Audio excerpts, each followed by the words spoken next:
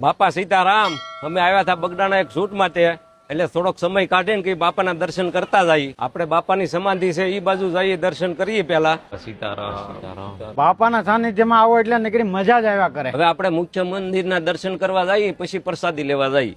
જય બજરંગદાસ બાપા.